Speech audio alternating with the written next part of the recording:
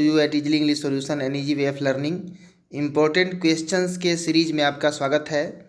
इससे पहले हम एक सोशल साइंस का वीडियो अपलोड कर चुके हैं जिसमें सोशल साइंस के इम्पोर्टेंट क्वेश्चंस और डिस्कशन के साथ है। और यह जो वीडियो है इंग्लिश लैंग्वेज एंड लिटरेचर के लिए है, जो कि सीबीएसई बोर्ड क्लास 10 जो कि 2022-23 सेशन वाले स्टूडेंट्स के लिए जो एग्ज़ाम होने वाला है, उसी एग्ज़ाम के लिए जो 2023 में करेंट अभी एग्ज़ाम होने वाला है जस्ट 1-1.5 महीने के बाद, उसी एग्ज़ाम के लिए ये वीडियो है। बहुत ही इम्पोर्टेंट क्वेश्चंस मैंने डिफरेंट चैप्टर से चूज करके और इस वीडियो में 10 क्वेश्चंस लाए हैं और इन 10 क्वेश्चन पर ही डिस्कशन किया जाएगा। डिटेल एकदम एनालिसिस होगा, किस प्रकार से क्वेश्चन का आंसर क्रिएट किया जाए, उनको लिखा जाए। तो आइए हम स्टार्ट करते हैं। और उस वीडियो को यदि आप नहीं देखे होंगे तो उसको भी देख लेंगे चैनल के पेज पर से सर्च मार करके। और ये मेरा सीरीज स्टार्ट है, जब तक आपका एग्ज़ाम का तैयारी का पूरा कंप्लीट नहीं कर देंगे इंग्लिश और एसएसटी का, तब तक हम ये सीरीज चालू रखेंगे। यानी आपके एग्ज़ाम होने से पहले बहुत सारे इंपॉर्टेंट क्वेश्चंस मैंने नोट करके रखा हुआ है, उन सबको चैनल पर डाल देंगे। तो देखते रहिए इजली इंग्लिश सॉल्यूशन, और आप चैनल को सब्सक्राइब कर दें और लाइक कर लें, ताकि जो भी वीडियो हम डालें इस पैटर्न में, जो कि आपके एग्ज़ाम के लिए कंसर्न बहुत ही इंपॉर्टेंट होगा, तो उसका नोटिफिकेशन आपको सबसे पहले मिल जाए। चलिए इसको स्टार्ट करते हैं। क्वेश्चन नंबर 1 जो है, how did the young seagull and his family celebrate his first flight. यहाँ पे देखिए जो क्वेश्चन नंबर 1 है, ये फर्स्ट फ्लाइट बुक का नाम है और चैप्टर का भी नाम है हिज फर्स्ट फ्लाइट। तो उस चैप्टर से ये क्वेश्चन लिया गया है। जो सीगल रहता है एक पक्षी, समुद्री पक्षी, जो कि उड़ता नहीं है, बार बार वो डरता है अपने घोंसले के सामने विशाल समुद्र देखकर कि कहीं उड़े, मेरा पंख काम ना करे, सपोर्ट ना करे, तो थक जाने के बाद यदि मैं नीचे उतरना चाहूँ तो ये तो समुद्र बहुत विशाल है, थक जाने के बाद मैं इसमें ही उतरूँगा और उसके बाद मैं डूब सकता हूँ। इस डर से वो कभी भी हौसला नहीं कर पाता था उड़ने का, और इसके कारण वह उड़ना सीख भी नहीं पाया था। लेकिन जब पहली बार वो उड़ा, तो यहाँ क्वेश्चन यही है कि सीगल जब पहली बार उड़ा तो उसके जो फैमिली वाले थे, उसके फर्स्ट फ्लाइट को, यानी उसके पहली उड़ान को किस प्रकार से जो है सेलिब्रेट किए, कैसे खुशी मनाए। तो जो भी उसके फैमिली मेम्बर्स थे, उसके छोटे भाई बहन उसके अगल बगल उड़ रहे थे और वे सभी चीयर्स कर रहे थे, उसको हौसला बढ़ा रहे थे।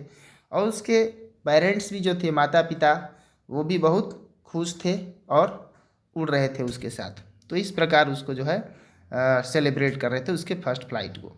यहाँ पे देखिए क्वेश्चन नंबर जो 2 है, how did the writer get out of the storm in the night to land safely.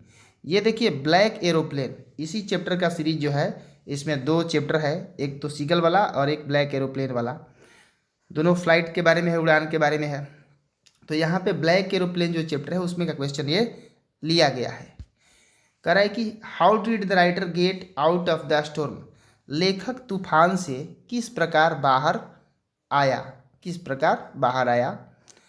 In the night to land safely, यानी रात में किस प्रकार बाहर आया, ज़मीन पर बिल्कुल सेफली, बिल्कुल सुरक्षित तरीके से। ठीक है, तो राइटर जो था तूफानी रात में पेरिस से लंदन के लिए प्रस्थान कर रहा था, और उसका एम था कि मॉर्निंग तक हम पहुंच जाएंगे। और आपने एक कहानी सुना होगा कि लेखक के जो है टैंक में, यानी फ्यूल टैंक में ज़्यादा ईंधन भी नहीं बचा हुआ था। और इस प्रकार आगे जब बढ़ता है लेखक, तो देखता है कि बहुत सारे मतलब बादलों का पहाड़ सा है और तूफान उठा हुआ है। तो लेखक के पास उतना भी तेल नहीं था टैंक में कि वो साइड से, लेफ़्ट से, राइट से या ऊपर से मतलब निकल पाए, क्योंकि बादल का स्ट्रेच जो था, फैलाव था, बहुत लंबा था, तेल कम था। अब वापस पेरिस भी लौटकर नहीं जा सकता था, क्योंकि उसका एम था कि हमको जल्द मॉर्निंग तक एकदम जाकर लंदन और फैमिली के साथ नाश्ता करना है। तो लेखक जो है रिस्क लेता है और उस काले बादल में ही अपने जहाज़ को एंट्री दिला देता है, घुसा देता है। और उसके बाद से ये क्वेश्चन उठाया है कि किस प्रकार उस स्टॉर्म से बाहर आता है जहाज़ सुरक्षित ज़मीन तक। तो देखिए अब वहाँ से आंसर स्टार्ट होता है। वहाँ पे क्या होता है कि एक ब्लैक एरोप्लेन इसे दिखाई देता है, काला जहाज़, और उस तूफान में ही, और उसका एक पायलट भी उसे दिखाई देता है जो लगता है कि इशारा कर रहा है कि तुम हमको फॉलो करो, और लेखक उसी को फॉलो करना स्टार्ट कर देता है। और इस प्रकार वह तूफ़ानी जो स्टॉर्मी क्लाउड है, जो तूफ़ानी बादल है, उससे बाहर आ जाता है और सुरक्षित फिर लैंड कर जाता है एयरपोर्ट पर। ठीक है, तो देखिए अब नेक्स्ट क्वेश्चन की ओर हम बढ़ते हैं, जो कि क्वेश्चन है what freedom mean to Mandela in childhood. यानी बचपन में मंडेला के लिए फ्रीडम यानी आज़ादी का मतलब क्या था। बचपन में मंडेला के लिए आज़ादी का मतलब क्या था। ये जो क्वेश्चन है चैप्टर नंबर 2 नेल्सन मंडेला, उससे लिया गया है क्वेश्चन। तो बचपन में मंडेला के लिए आज़ादी का अर्थ ये था कि बचपन में क्या था, वो बोलते हैं एक जगह, और वो भी बहुत इंपॉर्टेंट पॉइंट है कि मेरी बचपन की आज़ादी एक छलावा थी, यानी छल थी। यानी my childhood freedom was an illusion. वह भी इम्पोर्टेंट क्वेश्चन है, उसको डिस्कस करेंगे हम नेक्स्ट वीडियो में। अभी और भी क्वेश्चंस लाएंगे इस लैंग्वेज एंड लिटरेचर से भी और सोशल साइंस से भी। देखिए उसमें ये कहते हैं वो कि बचपन की आज़ादी इसलिए छलावा थी क्योंकि वो वास्तव में रियल उनका आज़ादी था नहीं, वो छोटे चीज़ों को आज़ादी समझ लिए थे। अब यहाँ पर किन चीज़ों को आज़ादी समझे थे, उसी से कंसर्न ये क्वेश्चन है। यानी मंडेला के लिए बचपन में आज़ादी का अर्थ क्या था। तो बचपन में उनके लिए आज़ादी का अर्थ ये था, जैसे बैलों के पीठ पर चढ़कर और घूमना, अपने पिता के कबीला के नियमों का पालन करना, और नदी में जाकर स्नान करना, और खेत में से मक्का जो है, मक्के का बाल तोड़ करके उसे आग पर भूनना। तो इन सब चीज़ों को करने के लिए वो बहुत ही इंडिपेंडेंट फील कर रहे थे। बच्चा का बस इतना ही तक दुनिया था और ये सब काम करने के लिए स्वतंत्र थे, उसमें कोई बाधा करने वाला, रोकने टोकने वाला नहीं था। तो उतने चीज़ को ही समझते थे कि मेरा ये बचपन का आज़ादी है, मैं आज़ाद हूँ, मतलब हमको कोई भी काम करने के लिए कोई रोकने वाला नहीं है। बाद में जो है जोहान्सबर्ग में गए, जब युवा हुए तो नौकरी पाने के तलाश में, तब उन्हें पता चला कि हम या हमारे जैसे बहुत सारे लोग आज़ाद नहीं हैं। देखिए क्वेश्चन नंबर 4 है, यह भी नेल्सन मंडेला चैप्टर का है। What did Mandela think for oppressor and oppressed. बहुत ही इंपॉर्टेंट क्वेश्चन है। यानी मंडेला जी जो है ओप्रेसर और ओप्रेस्ड के लिए क्या सोचते हैं। देखिए ओप्रेसर का मतलब है दबाने वाला, दूसरे पर दमन करने वाला, और ओप्रेस्ड का मतलब है दमित, जिसको दमन किया गया है। तो इन दोनों के बारे में क्या सोचते हैं। ओप्रेस्ड इस संदर्भ में साउथ अफ्रीका के ब्लैक पीपल थे, और ओप्रेसर जो थे वाइट ब्रिटिशर्स थे, जो वहाँ पर अपना शासन जमाए हुए थे। तो सबसे पहले तो ओप्रेसर के बारे में कहते हैं कि जो ओप्रेसर है उसे भी आज़ाद होने की आवश्यकता है। ओप्रेसर भी कोई फ्री नहीं है, वह घृणा और क्रोध का गुलाम है, क्योंकि वो लोग घृणा कर रहे हैं ब्लैक पीपल के खिलाफ। तो वो घृणा और क्रोध का गुलाम है, और जो ओप्रेस्ड है वह तो गुलाम है ही। तो इस प्रकार दोनों को ही आज़ाद होने की आवश्यकता है, सिर्फ ओप्रेस्ड को ही नहीं। तो यही बात है जो मंडेला जी बोलते हैं ओप्रेस्ड एंड ओप्रेसर के बारे में। देखिए यहाँ पे जो क्वेश्चन नंबर 5 है, why was Matilda's friend astonished to see her at the end of the story. देखिए ये नेकलेस चैप्टर का है। नेकलेस चैप्टर बहुत ही बेहतरीन कहानी है। यानी मैडम लोइजल, जो कि धनी की तरह जीना उनका लक्ष्य था, सपना था जीवन का कि धनी की तरह जिए, लेकिन क्लर्क से शादी होती है और दोस्त से हार उधार लेती है, हार भूल जाता है पार्टी में, और किस प्रकार से जो है अपना घर बेचकर और कर्ज लेकर के हार का पैसा चुकाती है, और इस प्रकार से वह गरीब हो जाती है फिर। और फिर जब उसे लास्ट में पता चलता है कि अरे ये हार नकली था, तो बड़ा दुख होता है, लेकिन लेसन तो लाइफ का मिल जाता है कि लाइफ कैसे जीना चाहिए। तो ये बहुत इंपॉर्टेंट शिक्षा उसको मिलती है। और बहुत 10 साल मेहनत करके जो है हार के लिए पैसे इकट्ठा किए थे लोग। तो यही कहानी थी, शॉर्ट में मैंने बताया। कहानी तो आपने सुना होगा, नहीं तो कहानी को भी माने लेसन का भी क्विक रिव्यू हम डालेंगे चैनल पर जल्दी। अब देखिए यहाँ पे क्वेश्चन है कि Y was Matilda's friend astonished. यानी मटिल्डा की जो दोस्त थी वह एस्टोनिश्ड क्यों होती है, आश्चर्यचकित क्यों होती है, टू सी हर, उसे देखकर, in at the end of the story, कहानी के अंत में। देखिए कहानी के अंत में जो मटिल्डा है बाहर कहीं घूमने जाती है 7 दिन काम करने के बाद। उसके मन में थोड़ा सा क्या होता है कि बहुत ही उसके मन में माने थोड़ा रिक्रिएट होने का फील होता है कि रिक्रिएट करे अपने आप को, थोड़ा ठीक करे। क्योंकि अब यहाँ जो क्वेश्चन पूछा है उस समय तक क्या हुआ था कि मटिल्डा जो थी वो उसका हार लौटा चुकी रहती है, यानी मैडम फॉरेस्टियर का हार को वो लौटा दी थी, और अब थोड़ा अपने अर्निंग के बल पर उसका सिचुएशन सब कुछ ठीक ठाक हो गया था। बहुत पहले ही हार लौटाई थी, लेकिन वो हार लौटा देने के बाद बहुत सारा संघर्ष करना पड़ा था उसको। किस लिए? उसमें लिए गए कर्ज को चुकाने के लिए 10 साल जो की थी। तो वहाँ पर उसको देखकर उसे इसलिए आश्चर्य होता है मैडम फॉरेस्टियर का, क्योंकि पहले जो ये सुंदर थी मटिल्डा, इसका सुंदरता नष्ट हो गया है। यह कम उम्र में ही बूढ़ी जैसा लग रही है, और यह बिल्कुल, इसका पहनावा भी उतना अच्छा नहीं है, और लगता है कि काम धंधा करने वाली मतलब लेबर टाइप के औरत लग रही है। तो और उससे जाके बोलती है, तो वो सोचती है कि ये क्यों बोल रही है, हमें क्यों जानती है, कैसे जानती है, यानी इस स्टैंडर्ड के लोगों से तो हमें परिचय है नहीं। लेकिन जब वो जानती है कि यह वही उसकी दोस्त है मैडम लोएजल यानी मटिल्डा, तो उसे बड़ा आश्चर्य होता है उसकी ये स्थिति देखकर, गरीबी वाला स्थिति देखकर। और तब वो कहानी इसको सुनाती है मटिल्डा जो है मैडम फॉरेस्टियर को, कि तुम्हारा हार लौटाने के चक्कर में किस प्रकार मेरा ये हाल हुआ है। देखिए यहाँ पे जो क्वेश्चन नंबर 6 है, how did madam Loisel now know the life of necessity. Madam Loisel अब किस प्रकार से जीवन के आवश्यकताओं के बारे में समझती है। तो जीवन की आवश्यकताओं के बारे में ऐसे समझती है कि जब उसका हार भूल जाता है मैडम फॉरेस्टियर से जो उधार ली है, और उसको चुकाने के लिए जो 10 साल मेहनत करती है, उसे लग जाता है कि जीवन इतना आसान नहीं है, धनी की तरह जीना इतना आसान नहीं, इसके लिए बहुत कठोर परिश्रम करना है और एक एक पैसा बड़ा मेहनत से जुटाना है। तो जीवन में मेहनत का भी महत्व, पैसों का भी महत्व उसे समझ में आता है, और यह बहुत बड़ी सीख मिलती है उसको। तो यही चीज़ जो है उसको उस घटना से सीख मिलती है। यहाँ क्वेश्चन 7 है, what filled Bholi a dumb cow with a new hope in हर।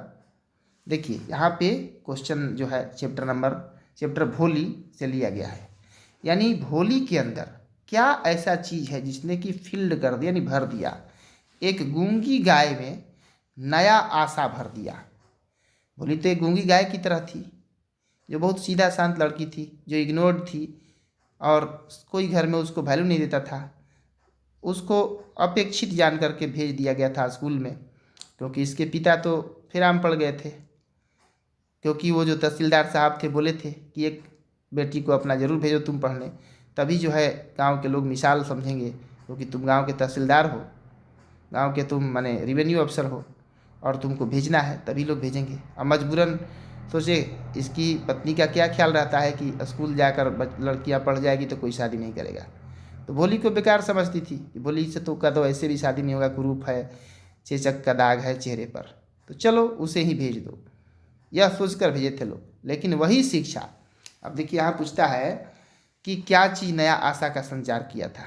तो पहले दिन जब स्कूल गई और शिक्षक ने जो उसे बातें कही कि एक दिन तुम पढ़ लिख कर गाँव के लोगों के जैसा, मतलब गांव के पढ़े लिखे लोगों के जैसा प्रतिष्ठित बन जाओगी, लोग तुम्हारे बात को ध्यान से सुनेंगे और तुम्हारा बहुत प्रतिष्ठा मिलेगा, और तुम्हारे अंदर आत्मविश्वास होगा। तो ये सारी बातें सुनकर पहले दिन के क्लास में ही वो मतलब जो इंटरेक्ट हुई जो टीचर से, तो वही होप को जन्म दिया, एक नया, उस गूंगे गाय के अंदर एक नया आशा को जन्म दिया पहले दिन का क्लास का जो इंसिडेंट था। यहाँ देखिए क्वेश्चन है, वाई डिड बिशंबर्स मैरिज विथ भोली नॉट टेक प्लेस। यहाँ भी भोली चैप्टर से है, यानी बिशंबर की जो शादी थी भोली के साथ वह क्यों नहीं हो सका। तो बिशंबर की शादी जो है, बिशंबर की शादी भोली के साथ नहीं हो सका, क्योंकि बिशंबर जी का एक दोस्त था जिसने क्या कहा, जिसने ये कहा कि देखो दुल्हन के जो है चेहरे पर चेचक का दाग है। दूसरा दोस्त ने कहा था कि तुम भी तो बूढ़े हो, लेकिन नहीं, उसको ये चेचक का दाग दिखा और उसने जो है जिद कर दिया कि हमें अब पैसे चाहिए, 5,000 रुपये चाहिए। उसके पिता ने पगड़ी भी रखा लेकिन माना नहीं और इस प्रकार 5,000 रुपये अंत में ला करके उसको दिया। तो यह सब लालची वाला स्वभाव देखकर भोली, जो कि अपने से दुगना 2.5 गुना इसके आदमी से शादी करने को तैयार थी सिर्फ माता पिता को खुश रखने के लिए, लेकिन जब ये देखती है कि सिर्फ ही एक पैर का लंगड़ा भी था, उसके बच्चे भी बड़े बड़े थे, लेकिन जब देखी कि सिर्फ यह इसमें यही सब कमी नहीं बल्कि यह लालची भी है, तो भोली को गुस्सा आ गया, क्योंकि अब वो शिक्षित हो गई थी, अपना अधिकार समझ गई थी और उसने बीच मंडप में ही शादी करने से स्वीकार कर दिया था और उसको विशंबर को भला बुरा सुना करके जो है बारात वापस कर दिया था, इसलिए शादी नहीं हो पाया था। ये चीज़ आपने पढ़ा होगा कहानी में। अब देखिए क्वेश्चन नंबर 9 है, what was the passion of Horace Denby and how did he satisfy it. ये जो क्वेश्चन है एक क्वेश्चन ऑफ ट्रस्ट चैप्टर का नाम है, वहीं से दिया गया है। होरेस डेनबी, इसका कैरेक्टर स्केच भी आता है, इसको ध्यान में रखेंगे, जो कि एक ऐसा व्यक्ति था, ताला चाबी का दुकान खोला था, बड़ा इसका धंधा चलता था, हेल्पर भी रखा था। लोग मानते थे समाज में कि ये बड़ा ही अच्छा नागरिक है, लेकिन वास्तव में यह एक चोर था। यह जो है चोरियाँ करता था, लेकिन चोरियाँ किस लिए करता था, यहाँ पूछ रहा है कि होरेस डेनबी का पैशन क्या था, यानी उसका शौक क्या था। दूसरा चीज़ पूछ रहा है कि और उसको किस प्रकार से फुलफिल करता था, यानी पूरा करता था अपने शौक को। तो होरेस डेनबी चोरियाँ क्यों करता था, उसी में इसका आंसर है। वो चोरियाँ इसलिए करता था क्योंकि उसका शौक था बहुत माने दुर्लभ और महंगी किताबों को पढ़ना। और ये लत लगा कैसे था, एक बार जेल में गया था, तो जेल में इसको लाइब्रेरी का चार्ज मिल गया था, वहाँ कुछ न कुछ काम करना होता है, तो लाइब्रेरी में दिन भर बैठे बैठे किताबें पढ़ता था, तो बढ़िया किताबें पढ़ने का उसे शौक़ हो गया था। अब उन शौक़ को पूरा करने के लिए प्रत्येक साल जो है चोरियाँ करता था, और ऐसा मिस्त्री था ताला चाबी का, किसी तरह के ताला को जो है खोलने का चाबी बना देता था। तो इस प्रकार चोरियाँ करके यानी डकैती करके और अपना जो है जो पैशन था उसको सेटिस्फाई करता था, शौक़ को फुलफिल करता था, पूरा करता था। अब देखिए नेक्स्ट जो क्वेश्चन है, क्वेश्चन नंबर 10, ये why was the baker's furnace essential in a traditional Goan village.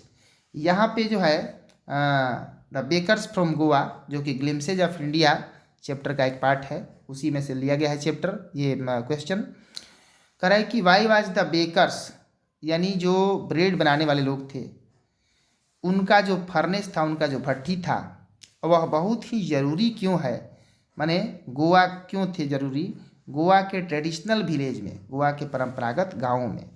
तो इसलिए ज़रूरी थे। देखिए वहाँ दिया हुआ है कि ब्रेड का इम्पोर्टेंस किस प्रकार चैप्टर में है।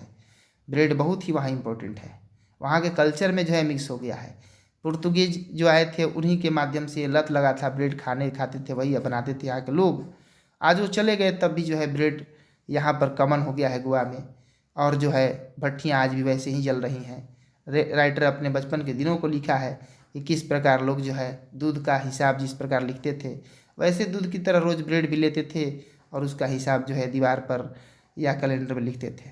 तो यहाँ गोवा के जो गांव की बात कर रहा है, गोवा के गांव में यह कल्चर है कि जो भी भोज होगा, जो भी मतलब समारोह होगा, वहाँ पर कुछ भी व्यंजन चले, लेकिन एक ब्रेड भी, सैंडविच भी ज़रूर चलेगा।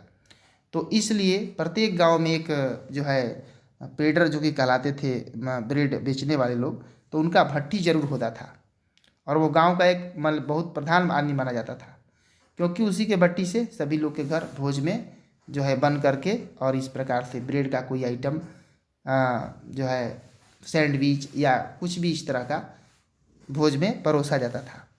तो इसलिए बच्चियों का भी ये जो है दिया है वहाँ कि बच्चियों का जो होता था इंगेजमेंट या रिंग सेरेमनी, तो बच्ची की जो माँ है वह जब तक अपने हाथों से बना करके और सैंडविच नहीं खिलाती थी तब तक जो है सेरेमनी सक्सेसफुल नहीं माना जाता था।